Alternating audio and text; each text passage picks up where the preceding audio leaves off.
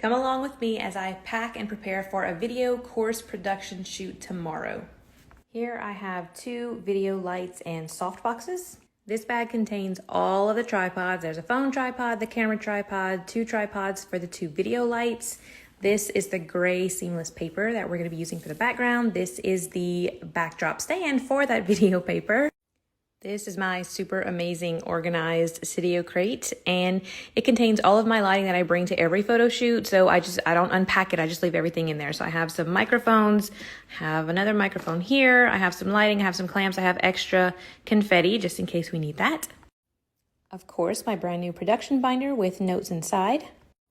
Whatever this video clacker thing is that you clack together at the start of a video, if you know what this is called, please let me know.